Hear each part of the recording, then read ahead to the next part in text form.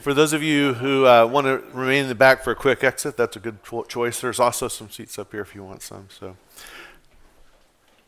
good afternoon. My name is Darrel Rains. Welcome to my presentation. This is going to be quite a bit different than some of the others you've attended today, and I hope it will be something that is both informative and useful to you. Toward the end, we will be talking some more technical things, but let me get started by telling you that I'm going to be contrasting the embedded software development for the Space Shuttle, the Space Station, and the Orion crew vehicle. That's going to be a 45-year retrospective on how software is created, tested, and flown in spacecraft. Now, I don't want to be misleading. I have not worked on spacecraft software for 45 years. I've only worked on it for about 33. But the Space Shuttle software program was started in about 1978, and I did work on it for quite a while, so I do have some perspective on that.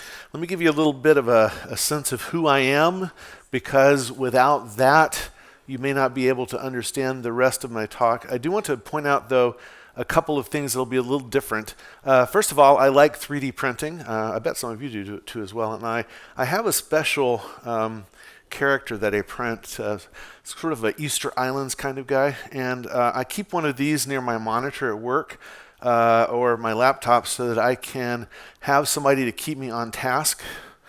So I'll be giving out 6 of these in a Halloween orange today for those who ask good questions or participate or so forth. So these are here for prizes. See, I told you it was a little different. And so I may be giving it out at any point. Along those lines, because the talk is relatively long and the context will move as we go along, I want you to feel free to raise your hand and ask a question as I go. That's perfectly fine. If I don't stop right at that moment, that's because I want to get to another point before I do stop, but you're welcome to ask questions at any point in time. I will have questions at the end, but again, the context may be gone, so you may want to go ahead and ask them as we go. So, who am I? My name is Darrel Rains. I live in Houston, Texas, in the United States. I work for Johnson Space Center. I'm currently the system manager for Orion flight software. My responsibilities include ensuring that all of the software on board Orion is safe for flight. That software is being developed in C and C++. The last talk was about not your grandfather's C++. Well, this is your grandfather's C++. We, up until a couple of weeks ago, we were using the restricting the GCC compiler for our testing to the 98 standard, and I got them to move all the way up to 2011. So we are now just our dad's C++. So we're much better now. Where have I worked before? Why do I propose to even talk to you about the types of software that's being developed in space? Well, I've worked on the Space Shuttle flight software updates. I did those in my career. I've also worked on the cockpit avionics upgrade, where I wrote requirements and verification test cases as a systems engineer. That was a really good program that almost got finished before it was canceled by Congress. I mean, we were within a year. But the shuttle program itself was decided to be retired, and so that would have upgraded the avionics quite a bit. Was not completed, but we did most of the work on it. I've also worked on Space Station, a couple of areas. I wrote software for the command and control multiplexer and demultiplexer, and that includes the time synchronization software, some of the most detailed software on board that spacecraft. I also worked on the oversight of the flight software development processes in the trenches on Orion for a while before I took on this role. So I've actually been working on Orion quite a while, about 15 years now. And I also spent some time working on the space station simulation software. So I haven't done just the software, but I also simulated the software, which is an interesting thing for those of you who've done simulations before. Prior to my starting work on NASA projects in 1991, I worked Department of Defense contracts, including the OV-1 flight control software, the AHIP communications control, that's a helicopter, and the F-16 display software, and also F-16 simulation software, including the integrated combat training. So I have quite an experience in all sorts of Department of Defense, even a little commercial before I started working for the government. And I've had my own software company, so in between all of that, besides working for other companies, I ran my own company for 9 years getting contracts. That's fun for a while, and it can be for a long while, but sometimes you get tired of trying to seek out contracts. So that's eventually why I moved over to NASA. So, what's a resume without pictures? What do I work on? Some of the most impressive spacecraft in the world. It's an honor to be associated with these, just to have an opportunity. A lot of the world doesn't have that opportunity, and so I feel very grateful for my chances to do that. The space shuttle was an amazing craft that worked for a long time. The space station, I think we're eventually going to get 30 years or more on the space station, which is incredible as well. And then the Orion multi-purpose crew vehicle, its goal is to get us back into space and traveling again, eventually to Mars. We're going to revisit the moon and beyond. This next flight, if it occurs, will be in September of 2025 is when we're currently scheduled. That flight will take humans further than we've ever been into space before, because we're going to do a long elliptical orbit around the moon.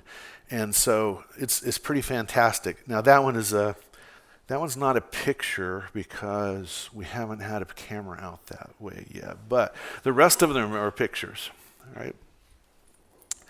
So why would you even be interested in being here today? And I was worried that nobody would be here, so thank you for coming today. I want to talk to you about some things that are unique with spacecraft software development and testing, but there's also a lot of similarities in probably some of the things that you do, and you'll be able to identify those. But I'm going to tell you some things that are unique for us. I also have some personal stories. As you can bet, there's some scars on my body from software development, and we'll talk about those a little bit. I'll also relate some details about what NASA has achieved in software development practices that you might find useful. I'm going to talk about the tools and techniques that we use to ensure that our software is reliable as possible. Some of those that you can and will use yourself, and one of them of which is available for everyone as an open source project. So that's what I'm going to talk about. Now, you have to understand the context about spacecraft software that is somewhat different. I was talking to some gentlemen about this at lunch today. Our hardware is not cutting edge, or at least it's not as soon as we've worked on it, about 10 years, right? So let's look at the hardware we've used. Compare these to not just your laptop, but your cell phone, okay? And think about how much what we have to work with. As soon as we set a design, and that's usually the first year of the project, maybe even before the project has even been led as a contract, we've decided on what that hardware is going to be. And so it's never state of the art, unless you consider things like the radiation that we are able to resist. When we have to do radiation hardening, or we have to think about all the hours that it has to run, these things are not going to be speed demons. But even so, let's look at the space shuttle, which flew for so long. It had a general purpose computer that was 16 bits, 1.2, that is not a misprint, megahertz, 104 kbytes of memory. Now, it's had upgrades over its history, but the basic features were still the same.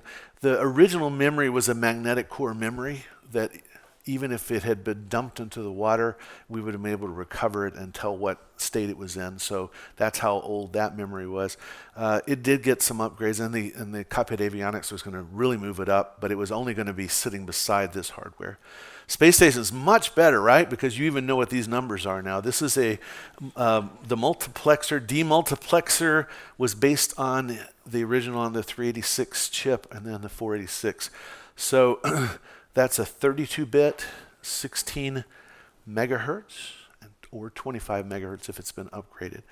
The memory was anywhere from 256 kbytes to start with to 2 megabytes of memory.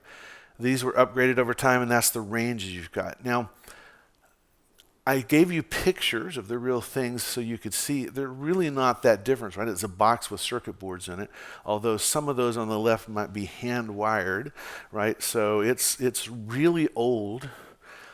I didn't want to keep you bored, so I'm going to tell you right up front, this is not an Orion flight computer module. But everybody wants to know what the toilet looks like in space. So I knew you'd want that. I gave you that instead, right? So here's what it's although in polite company, it's the waste management system, okay? Is there software for this waste management system? Anybody want to hazard a guess? Yes, good answer. Yes, so one of the most frequent things I'm asked is, what does the toilet look like, and do you really have a $4 million hammer? Okay, so I'll give you one of the answers today.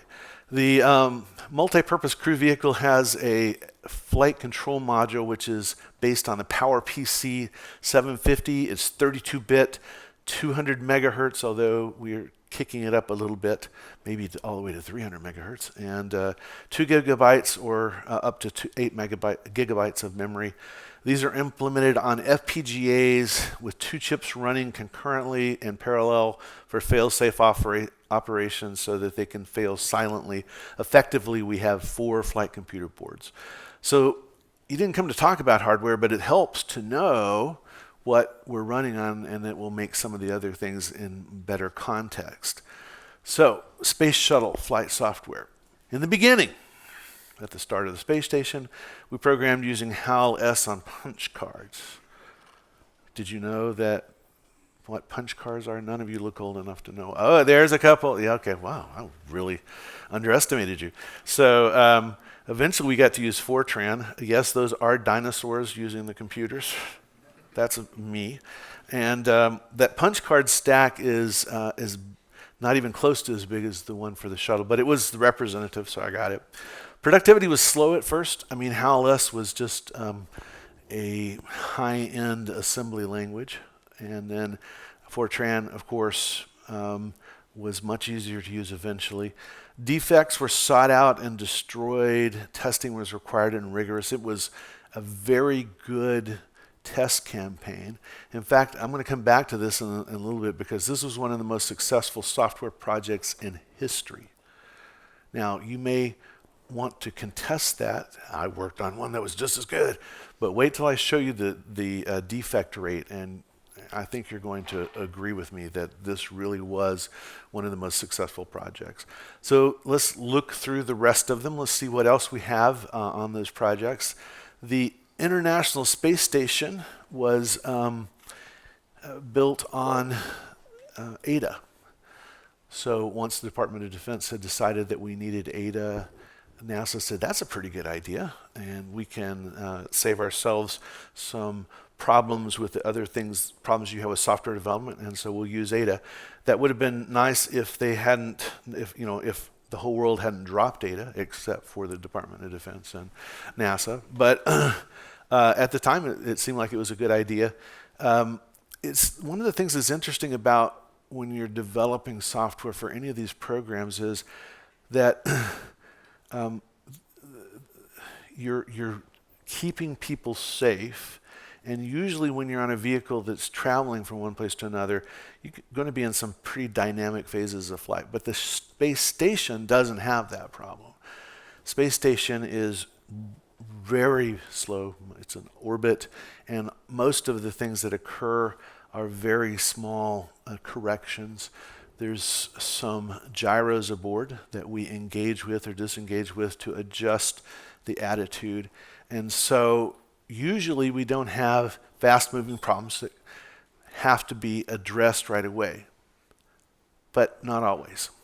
So if you follow the news a couple of years ago, the Russians had a problem with their computer system, which was controlling those gyros, and it was resetting after it powered up, and they couldn't figure out why. We had to help them with that. I've worked with the Russians a number of times as we started working together. The idea, I think, that the president had at the time that we extended it from a U.S. space station to an international was that if you get Russia engaged, then you don't have time to be aggressive toward each other. So that worked pretty well. And I got to go over and look at their space museum in Energia, and it was fascinating to see their technology versus the technology I knew that we had. However, when I first walked in the door, I'm not sure they were used to having visitors. It's not like American tourist traps where you go in and you get to pay and then you get to see a lot of stuff. It was just like, come on in, let me show you around. And there were two things that were of note. The first was the dog that was stuffed by the door. That was the original dog that flew, was stuffed. I think it died of radiation, but it was stuffed in there so you could look at it. The other was the young lady who was showing us around took us over to the capsule. My shoulders would not fit in that capsule. To be an astronaut requires a lot of things: bravery, small size, and I don't see how they could get anybody in there, much less multiple people. And then she showed us the supplies, and their supplies are a little different than the American supplies. She showed us the food pack with the dehydrated food. She showed us the little water sack where you get your water. She showed me the vodka sack. Seriously, a daily ration of vodka. I mean, hey, I would give it to him too, right? If you're going to be that brave. So I had been working with the Russians on the integration of the simulation software. I didn't get to work on this problem, but it was very interesting because they had a combination of two things that were going on: a bad power supply that was prevalent in the computers they were using, and some bad boot up software that caused them to get into this loop where they couldn't get it to stop. And we were worried for a while that we weren't going to be able to fix it. Probably, if you read the news carefully, you might have understood that, but it wasn't, just jump out in your face. They finally figured out a way to replace those in a way that would keep us flying. And so it was a combination of firmware and a power supply that caused the problem. And that's often the case with spacecraft software. It's not just the software, but you're often controlling something else. And you have to understand that it's far cheaper to fix software than it is to change hardware. So if some of you may nod your head and say, yeah, I understand that, that's the case. And so eventually your software on board begins to fix everything. Well, in this case, they couldn't, but they were able to replace the board. But that's one of the reasons that it's different than anything else, is that you have to be aware that these fixes are not something like you can hook it up to a test bed and see what's going on. You have to depend on telemetry or somebody on board helping you figure it out. And if you've ever tried to get somebody else to help figure out what's wrong with your software without you there, that's not easy, right? All right, how about Orion? C and C++, right? Or maybe they wouldn't have invited me, I don't know. So we have some C on board. C++, you could say that it's all C++, but I would tell you that some of the people who write it don't know C++, so no. The schedule's been tight, and there's been a lot of burnout of developers. It's been a long process. There's not been enough time to test the software to the extent we want, but we've had 3 successful flights so far. If you've been following along, and I'm going to assume you did, I'm going to assume every one of you knows exactly what NASA is doing. We had a successful abort test that lasted seconds. We had EFT-1, which was a 4-hour orbit. And then we had Artemis 1, which was a 25, 28 day, I can't remember the exact number of days, flight around the moon, which is fantastic because that gave us a chance to finally see some failures. We didn't see any failures in the couple of seconds, and we didn't see any failures in the 4 hours, but we got to see failures in the 20 some odd days. So that's good because you don't want everything to go perfectly. Not because you don't want it to go perfectly, but because you need to see that your failure, your fault detection, isolation, recovery, all that works correctly. So it was a great flight for us, and we're looking forward to putting humans on board. We were going to do the same thing again, but then we decided, no, let's do something better. And so we're going to take a long elliptical orbit, look at a Lagrange point that we want to use for building the spacecraft up for the Mars mission. It's going to be very impressive. I'm looking forward to it. But in the meantime, we got to get to flight. We got to get the software done, and that's my day job when I'm not in Norway enjoying the nice weather. So I'm not seeing any hands. So there's one. I knew I would pause long enough. Yes. Did it get abandoned, or you just choose C++ on all projects? It's different projects. So we moved on to see. We needed the efficiencies that we felt like that would help us in the long term.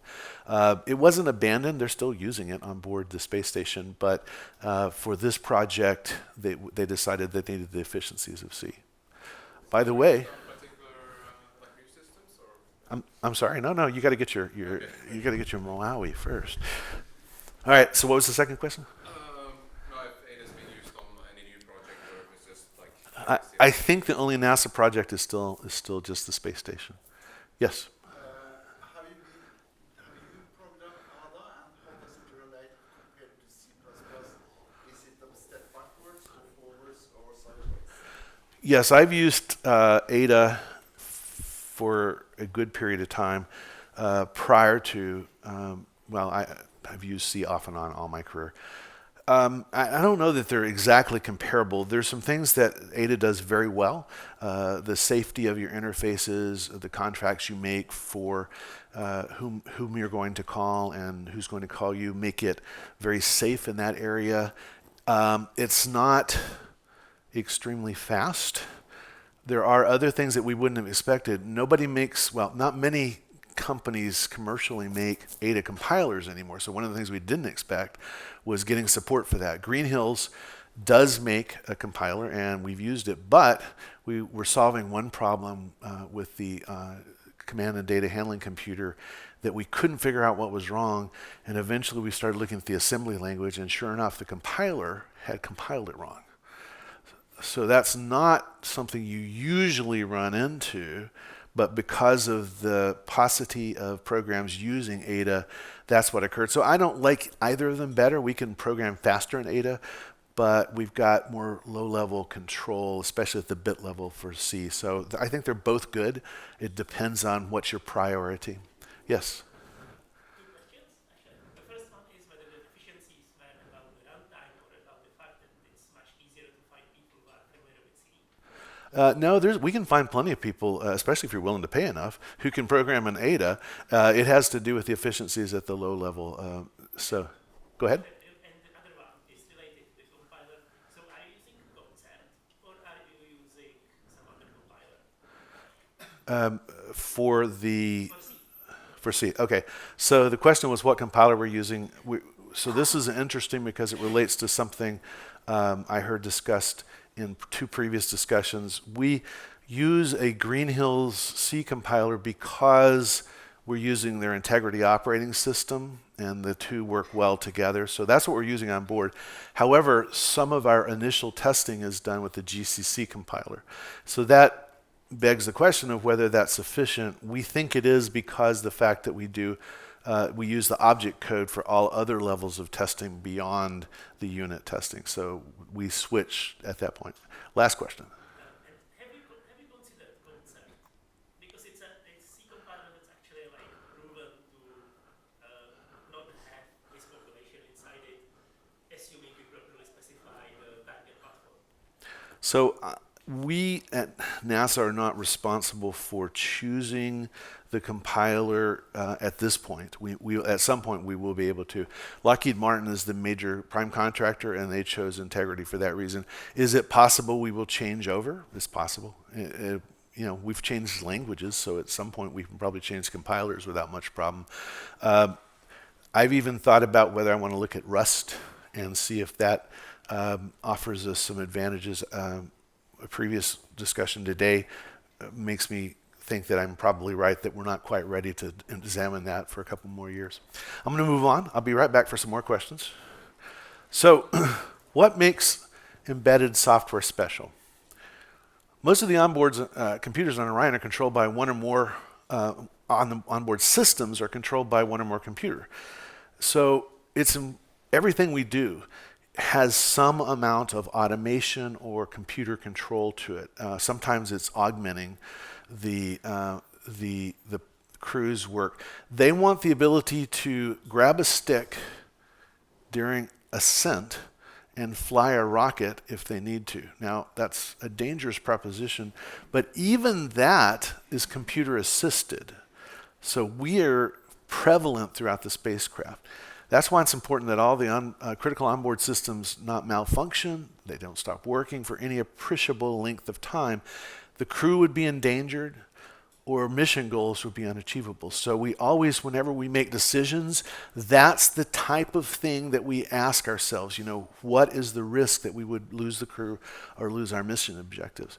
So software malfunctions are very difficult to diagnose while in flight, and a fix may be impossible without returning to Earth. If a malfunction is not detected, then the computers may control the spacecraft into a dangerous situation. So we have to make sure that before we fly, we've made it as close as possible a perfect software, which is not going to be perfect, but as close as we can. But there's one more reason why embedded flight software is special. So this is the crew of the Artemis II. We have directives, and I agree with them, that for our presentations starting last year, that we have the crew's picture on everything that we do. We have to keep in mind that these folks depend on us to be able to produce something.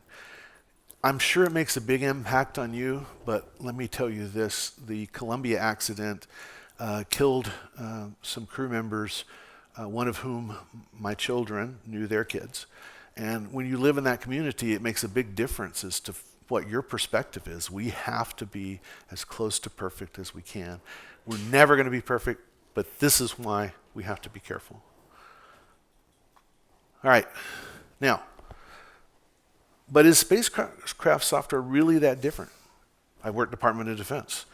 So other domains have similar requirements on their software. Avionics, both commercial and defense, have something similar. You don't want to be on one of those Boeing aircraft that had the software defect on the flight control, right?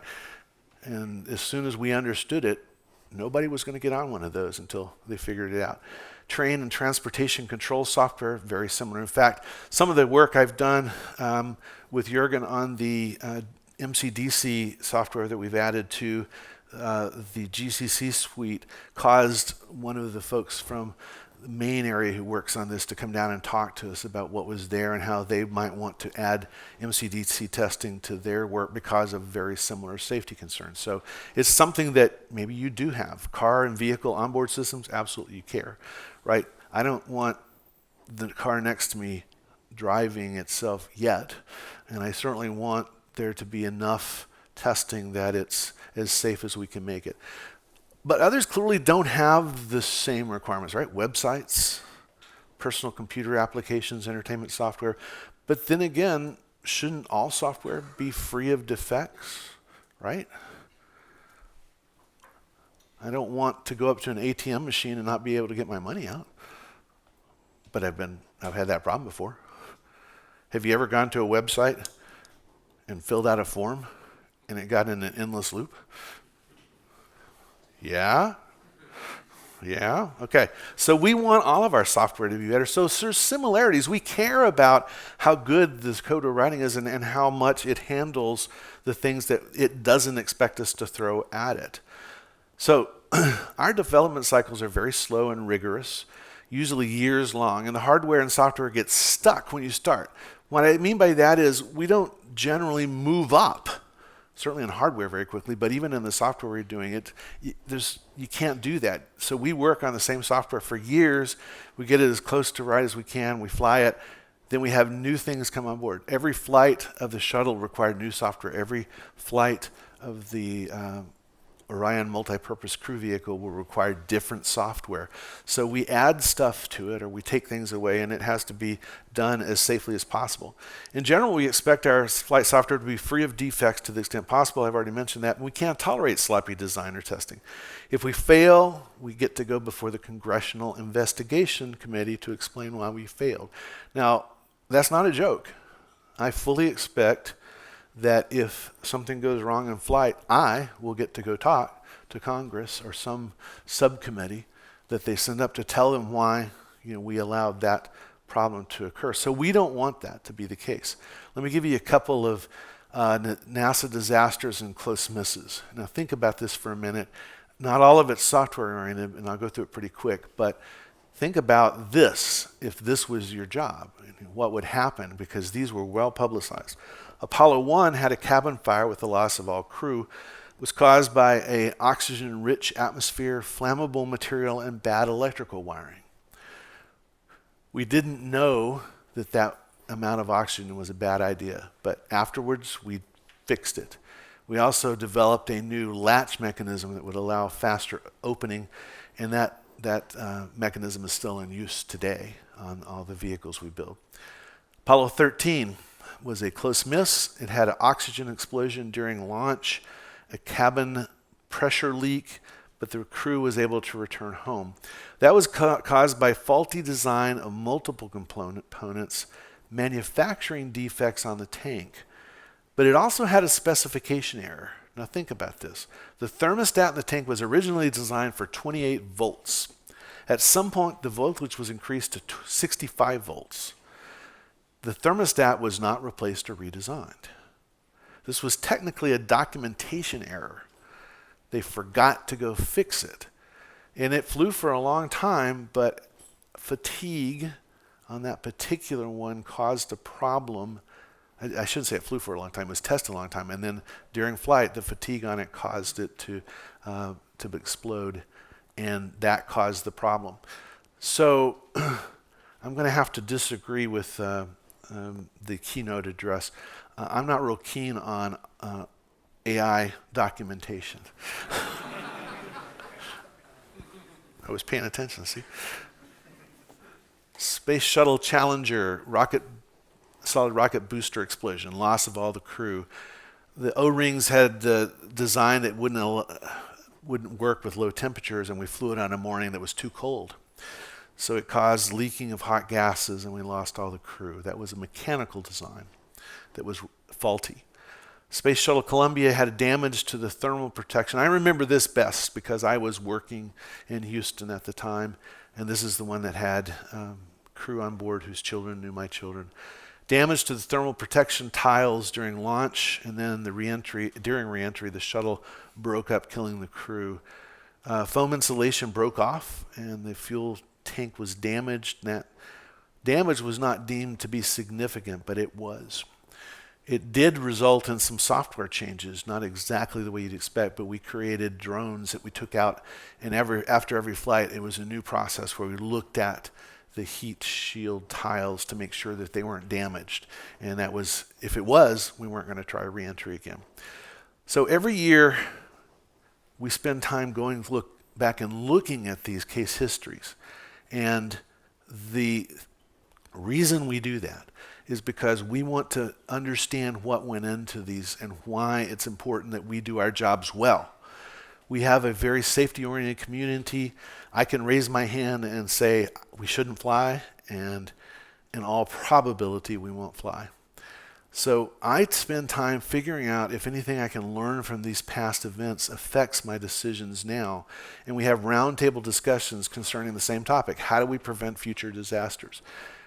And in a minute, I'm going to show you how that affects us on the software that we're doing right now for Orion. But I want you to understand how serious this is for us and how important we think it is. You had a question?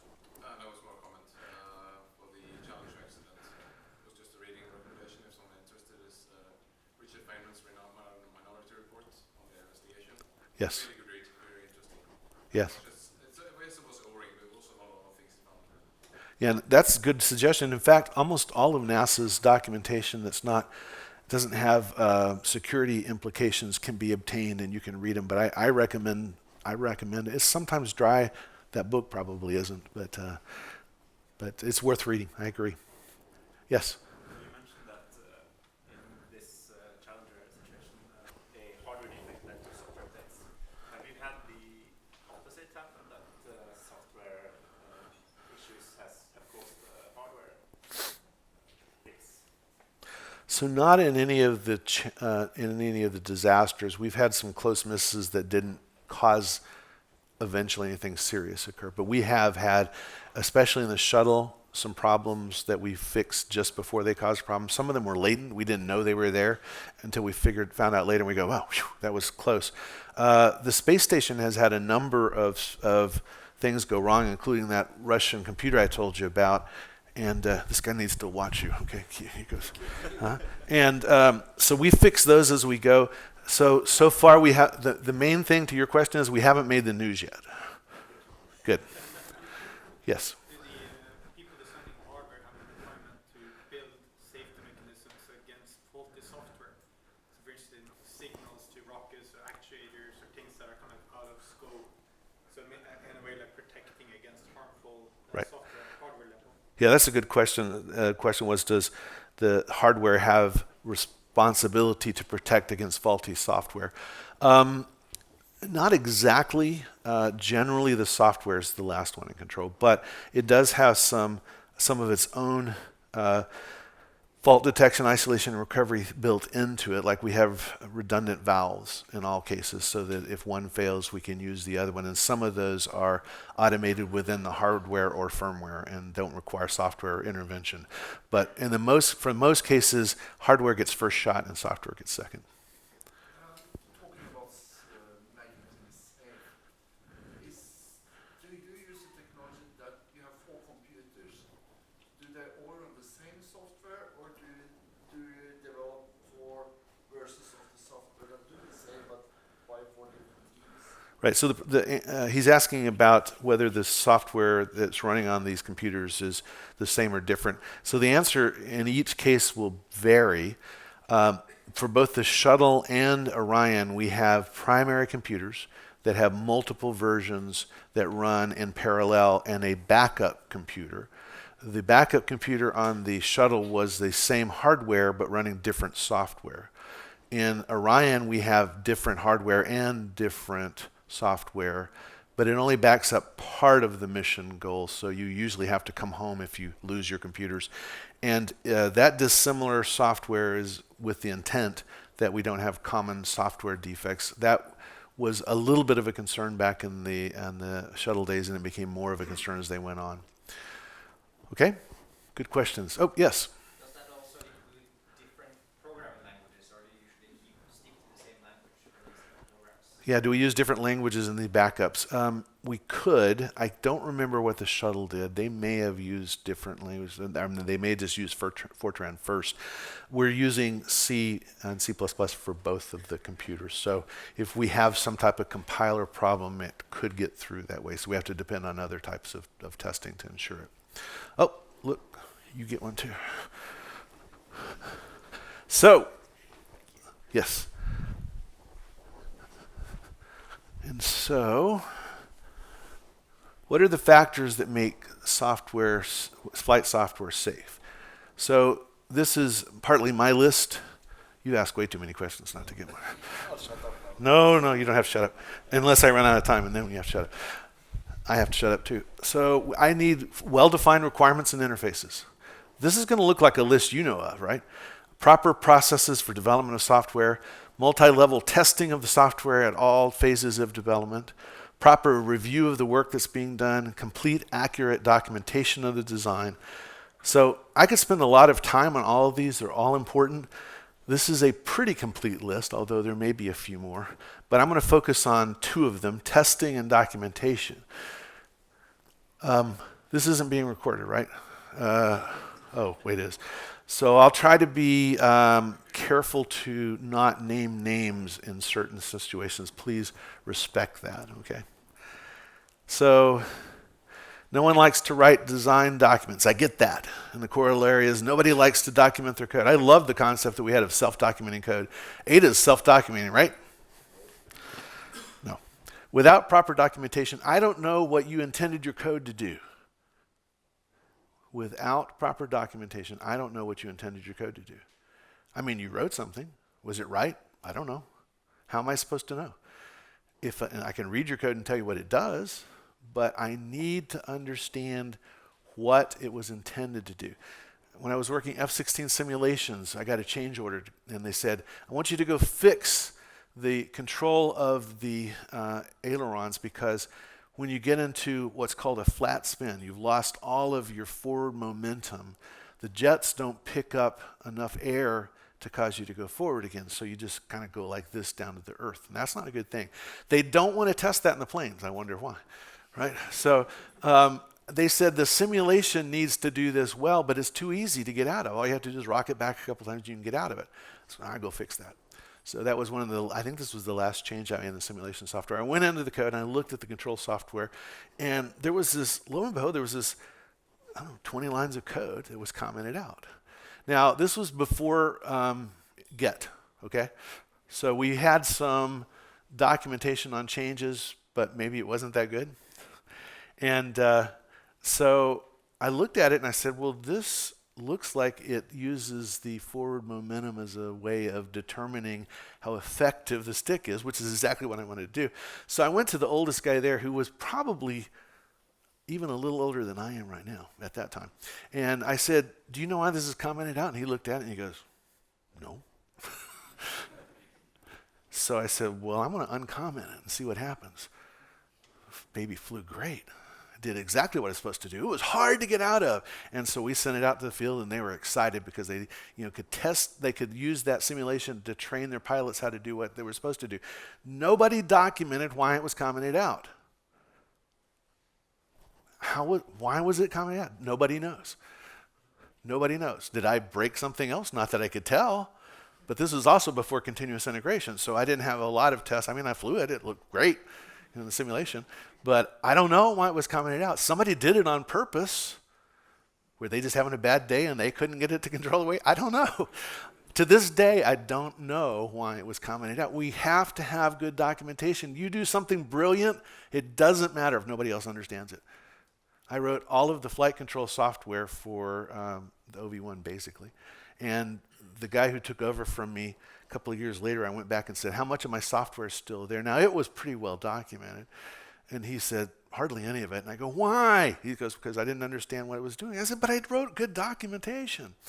So, part of it is not invented here and people want to change it, but you have to be excellent documentation in certain projects. You just have to.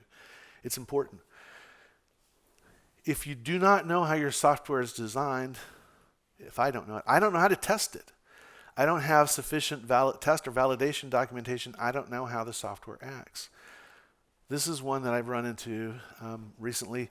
I put a big question mark, a fractal question mark, because we're not going to talk about specifics of companies or anything. But on an unnamed recent project, the unit testing was done late and with poor documentation. And so we went in and we looked and we said, how should this unit test work? So we were trying to beef it up. We were trying to make the documentation, the testing better. And so we have testers who come in and said, I wrote a new unit test for this. It's great. And I go, great. What did you use for the truth of how the software should act?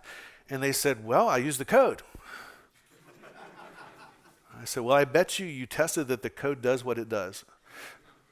I bet you tested that the code does what it does. And they said, yep. And I said, that's not sufficient. We have to know what it was intended to do. The functionality is incredibly important so that you can know what you need to test and how to test it. If you don't have that, your testing is almost worthless. So documentation, people think of it as sort of this, what do I do at the end? Well, how are you going to design your code? What's that? You don't know what designing code is? You go out and type on your keyboards and whatever comes out is the design? That's what some people do nowadays, but that's not sufficient. I have to know what you're supposed to do. That's partly requirements-based and partly design-based, because the design is your blueprint for what you're actually going to do. Yes? It's about how we document, right? Because how do you ensure that your documentation actually comes across, and the same goes for your requirements and stuff, right? Right. Because you can document as much as you want, and you have your code, but if people actually don't understand what you're trying to document, Right. you're still stuck with documentation, right? So it's an excellent point. How do we make sure that what we write is understandable? AI is not the answer here. Okay.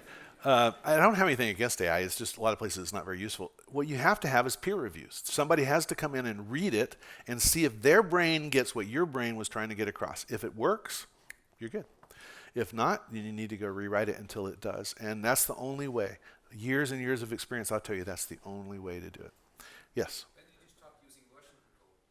Like Git or do you use We use, so the major contractor on Orion uses Perforce, but there's a lot of different things. NASA uses Get through GitLab on our parts. We actually have our parts of the software as well. When did we start using version control? In the space station days. I know that they used it on the shuttle as well, but I don't know how, because when I was working on it, it was usually in the upgrade state. So we've used it for a long time in different things. Right now, I think our internal feeling is Get is the only way to go. If you want to take a good course on Get, I know somebody who teaches one. So Artemis 1 flight support. So, oh, I can't move. We were trying to understand what was going on in the Artemis 1 flight. It was a 25-day mission, and so the goal was to do support in the mission control. And we had this problem where, where the flight computers reset because of radiation. Now, we expected that to occur, and we wanted it to occur. And it came back just the way we expected it to. And when it came back in, we started looking at the CPU utilization, and all three of the ones that had not reset were perfectly in sync with what they were doing. The other one was just about 20 milliseconds off. Not 20 milliseconds, 2 milliseconds off. And it was doing the right things, and it wasn't enough of a difference to make a difference, but we couldn't figure out why. So in this case, we should have tested and documented what the CPU utilization looked like in all situations, so we would know whether that was a problem or not. Now, we had enough other safety nets in place, like canaries, that told us whether the data was appropriate or not. And so we let it go, and it went great. But that was a lack of documentation. You don't know what pressure's like until you're in the back room, and everybody's watching TV, and they see mission control room, and they're just looking like they know exactly what they're doing. I know what I'm doing, But then they're saying, hey, what is this thing with the CPU utilization? And we're in the back room, and we're going, looking through manuals and stuff. I don't know. Is it okay? I don't know. You can't say I don't know. So you can't say I don't know. That you cannot know, but what you have to say is, I'm going to figure it out. So we went and figured it out, and we said, I don't know. I mean, we think it's okay because of these other things, but it is something that we haven't ever looked at explicitly or on purpose before. So not only do you need good documentation for what you know about, but you have to anticipate the things that you're going to need to know. It's very important. And guess what? We didn't get a chance to go out and test it in the lab to see what it should look like. We didn't have enough time, so we just had to use other indicators. Yes? Do you have any general thoughts on the liability, individual versus team versus organizational level? So every individual who works, his question had to do with liability. Who's responsible is the way I'm going to take the question. Everyone is responsible. Anyone. This is a culture that we've developed since the shuttle days. It started there. Anyone can raise a hand and say, I don't think it's safe to fly, and they can bypass any of the managers above them. They can even go to headquarters. So anybody can take the question of, I don't think it's safe, and take it above. And I think that's important, because that way nothing gets hidden. I saw a hand over here before I go back. Yes? One thing that I've seen is that you have requirements, you have test specifications, and then you have the thing. And those three does not match always. Do you experience that always? All the time. He wants to know if documentation and testing and stuff don't all match. So, but the goal is to make sure that they do. In our current program, we have a review that happens just before we send software to main that requires you to make sure that your unit testing is done, your peer reviews are done, and your documentation is done, and that they all match an as-built of what the software is like. That's a requirement. How well we do that could be criticized at times. But the goal is to make sure that it does match. Yes? You answered a better question now, really, because as part of liability, it's also about who's being held accountable. Right. So this is an important question. I'm glad you brought it up. So you get the last of these guys. Now, you have to put these on your desk and let them look at you, right? You're welcome. So, the responsibility is for every individual as well. And we have training sessions on that. We say, look, here's how I train my team. Here's how you as individuals should take this responsibility on. You don't know enough about these other things, but if you think you do, you can, raise your hand. But these things you do know enough about, and you have to tell me what you think about it. So my team is divided by subsystems. So there's one for the power, there's one for the life support. And what I tell them is we have a certificate of flight readiness, and they have to do that and tell me whether the software in their area is ready and where it's not. They give it to me, and I fold all of those together and say, for all of the spacecraft, this is my certificate of flight readiness. And then I send that up 2 different chains, both the program chain and the engineering chain. So that keeps rolling up, and that gives everybody a sense of, it's my job to make sure that we do that. And I really recommend that to other companies. Is a lot of people feel that they're not empowered to say when something's wrong, but you have to build that into the work that you do. And I think that fits for everything, right? How many of you work in a situation where you don't think you could tell your boss that something's wrong? That's not too many. That's great. I want that to be none. That's the ideal. Is you should feel like you could tell your boss. How many of you could tell your boss's boss that something's wrong? Okay, good. Even better. So, good question. That's how we ensure that we're as safe as we can be. Multi-level testing. Testing should progress through multiple levels. Code, peer reviews, unit testing, unit component integration testing, system integration testing, and verification testing. That sounds like a lot of testing. It is, but it's needed. I worked with a gentleman, Jim Orr, who's older than I am by about 10 to 12 years, still working, and he was the shuttle software lead for a while. So he had a position similar to mine on the contractor side. He has a law that I've paraphrased here. For the shuttle program, each level of testing is equally effective at finding the same percentage of the remaining bugs as each other level. Now think about that. Why do we do so much testing? Because the testing is different. It's testing different aspects of the software. Verification testing is looking at requirements. Integration testing is looking at interfaces. Unit testing is looking at the functionality of the code. Peer reviews are supposed to catch stupid things or bad programming. So all of these are meant to get certain things, and they do if they're done properly. And if you do them properly, what we found on a big program with a very good history was that each of them found the same percentage of bugs, defects that were left. So I can't encourage you enough to have a good testing program in place that covers multiple aspects and empowers the people doing those to go out and seek bugs. On the CAU, the Cockpit Avionics Upgrade Program, I went into reviews where I had not written the code, and it was our job to find as many bugs as we could. But it wasn't taken, by the people as something against them. It was understood that we were trying to get a good job done together. Yes? What level of coverage are you expecting with these unit tests? What level is hard I'm actually going to talk about it in another slide, so hold that question. Yes? We may have.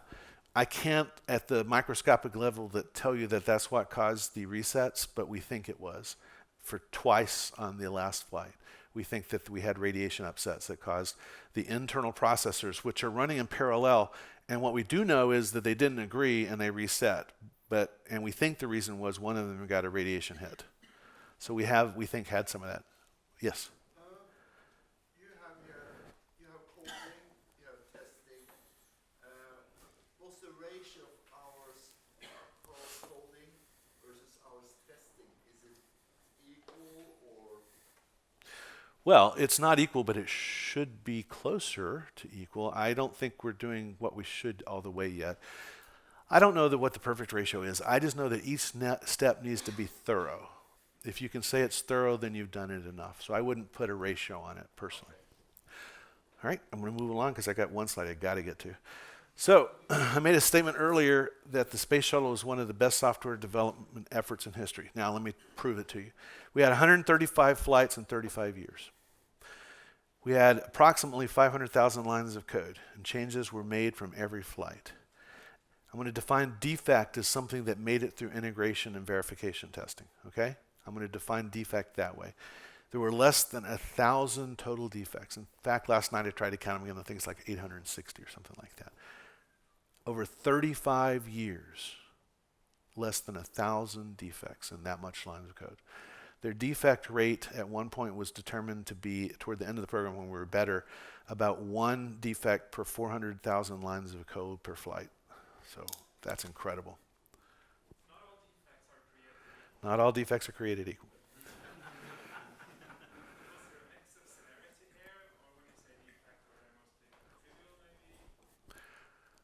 So you and I are going to talk.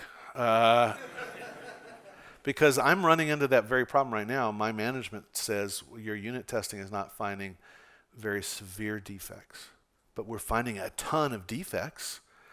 So how do I know how severe a defect is, Jürgen? How do I know? I can guess at what the probable outcome will be, but I can't guarantee you. We just fixed the onboard optical navigation computer, and it had a defect in a piece of code. And as soon as we fixed it, which you think is the right thing to do, we then ran into another problem. There was a race condition between parallel processes that caused it to really have problems. So we fixed a minor problem. It was definitely not severe, but then it caused a severe problem. So I'm sure you kind of, I know you know that, but so I can assess it and tell you what I think the problem is, but unless I experience it, I don't know. And that is the hardest concept to get across to managers. Well, you haven't found anything important. How do you know? We had a code review the other day that had a greater than instead of a less than. Was it wrong? Yeah. Was it severe? Well, I don't know. Well, nothing bad occurred because that particular comparison didn't cause anything bad to happen that we could tell, but then we hadn't looked at the integrated result again. That's the biggest problem with systems like this is I can guess what's wrong, but I'm never sure. Now, to try to give you a better answer, most of the defects that made it through were not considered, analyzed as severe. Only about 1 in 10 of the defects that made it out was. But I wanted to give the better answer first, if you don't mind. All right, so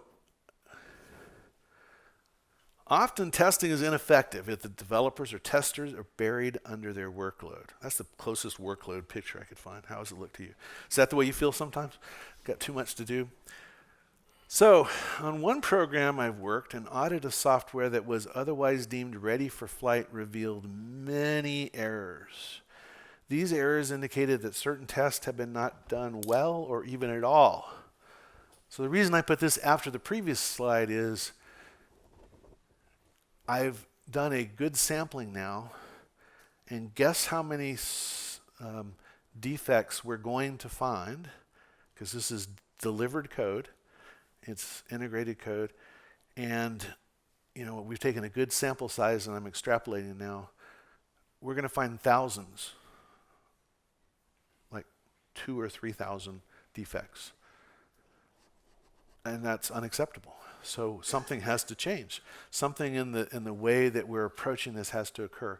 It has to be, and the two that are the main suspects are the easiest to do: the code review, the peer review, and the unit tests. Those have to be done very well, or you're going to run into a lot of problems. And what we've found was peer reviews, and I look at 30 peer reviews, and I find 0 comments.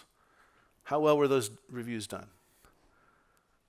Well, I can guarantee you I can put one of the guys that's on my team on one review and come up with 30 comments. Guarantee it. And they won't necessarily be you did something wrong, but this would be better, this would be better, this is unsafe, this interface doesn't look like it's well understood. Those types of things, you have to get those out of them. It's not a checkbox, people. It's not a checkbox. We want it to be that way because we'd rather just write code and run it, right? But every one of these is every bit as important as the design of the code. In fact, as many of you know, software is not about writing code. It's not. It's about making sure that what you've built does what you want it to do. And that involves all the steps. We have to make sure that those astronauts get home safely. So we need that test campaign to be very good. Went through unit testing and saw a lot of problems in the unit tests. Many things were left out that were obvious that should be done. So we've got to take a better approach. So we're looking at that program to change the way it's doing business so that we get a more veracity in what we're getting out of those. All right. You have to be effective with your testing. Don't test the same path with this code through the code over and over again. Ensure that off-nominal testing is done. Don't make the goal of unit testing unit tests. The goal is to correctly functioning code. Let me read that again. Don't make the goal of unit testing unit tests. The goal is correctly functioning code. Then you've done what you were supposed to do. Back to it's not a checkbox. Do you see an increase in defects with younger developers and a different culture for software development, and where things are moving faster? You have web developers, and kind of the software has changed so much over the last 20 years. Well, looking at this room, I'm definitely not going to blame younger software developers, right? But I really don't think it has to do with that. I think it's the culture. We have a lot of people working on my current program, Orion, who don't come from a spacecraft background. They're hired in a city that has a ton of website developers. And they come in and it's like, wow, how much code can we get done today? And it's like, okay, slow down. I'm glad you're excited to be working on spacecraft software. Now let's see if we're doing it right. So that seems to me the biggest thing is you have to be steeped in this. When I started, I was terrible. Not because I couldn't code well, but because I didn't understand the culture I needed to be working toward, where it's more important to get it right than it is to meet a schedule. And yet, we still have to try to meet schedules and get to flight. So it's important, but it's a cultural change, and culture is why I'm talking to you today. That's why I wanted to compare these and see, is it different? Should it be different? What things can we do to make it good? There's also like a common joke about the code reviews that if you have 15 lines of code, there will be 10 comments and improvements. But if there's 500 lines of code, it will just say, yeah, looks good to me, and take the checkbox and approve. Yeah, did y'all hear that? 50 lines of code gets 10 comments. 500 lines of code gets, no, it's good, looks good to me, because I didn't have time to review it. If I had $1 for every time I've gone to a code review and the responsible party for that, whose job is to make sure that worked, said, this code looks fine, I wouldn't be working for NASA anymore. I'd be retired. So yeah, it happens. It shouldn't happen, but it does. When it's hard or long or difficult, it doesn't get done right. And so I have gone to reviews where I said, I don't think you've done this well, and we're going to need to do it again. And we'll only start it when you've done it well. How have I known you've done it well? Because I see at least some comments that indicate that. All right, I'm a little over time. Are y'all okay with me for just a minute? Almost done. Okay, so some recent books on unit testing have emphasized this concept that your unit test will be much longer, can be much longer than your unit under test. We don't want our tests to be too long, and we also don't want to write code to test code. By that I mean we've written code that produces the inputs and then algorithmically determines what the outputs are. Unit testing is very important, but you have to be careful with how you write it. Otherwise, you're testing the test code as much as you're testing the unit under test. So this particular concept is one I care a lot about passionately, and I've been working to get unit test tools that can provide us with that information. So unit test metrics, this is another example. I'm gonna have to cut it short. Unfortunately, it's my most important one, but on a program that I've been working on recently, we have this set of metrics. Look at those: line coverage, branch coverage, condition coverage. But I've done some fancy algebra, I'll call it, and I've reduced that set to MCDC and prime path coverage, which are both metrics that can now be or will be soon be able to be measured with the GCC compiler, an open source tool that is available for every company to use. Even if you may use a different compiler at the end, it's worthwhile. I believe that all of the metrics that have to do with unit testing are subsumed by these two tests. I'm writing a paper on that, and I hope to have it done shortly. that says that these are the most important things. So you've seen a lot of them. Your companies may require a lot of them. This company required all of those, and they're important. But as Jürgen made clear in his presentation earlier today, one of the most important ones, definition use pair, is covered by prime path coverage with a lot less effort. So if you don't know anything about these, file this back. If you do know something about it, want to know more about it, there's at least a couple people you can talk to here. All right, I'm not going to be able to tell this example, but I do want to tell you that I've been collaborating on getting GCC extended. I saw a need to make sure that these tools were available to all NASA contracts, so I have worked with Jürgen, and we have been developing, he has been developing that, and I've been collaborating with him on it. We think that this makes life much simpler for people. And I think that unit testing is the foundation for what your unit test plan should be, what your unit testing should be. Here's a quick look at the output you can get. Again, I don't have much time to talk about it. I apologize. Last but not least, recognize the importance, I'm going to reemphasize my points. Recognize the importance of good software development techniques, then use them. Convince yourself that you need to build the software right the first time. It's cheaper than fixing it later, then do it. Recognize that documentation should not be an afterthought. Current groupthink says that documentation is not essential, but experience causes me to disagree. Decide to do it. And finally, testing, especially unit testing, is important. It needs to be done well. Get the right tools and make it happen. And your customer will thank you, whomever that customer is. I put our customer at the bottom again. Thank you very, very much for your attention. I hope you found something useful out of this.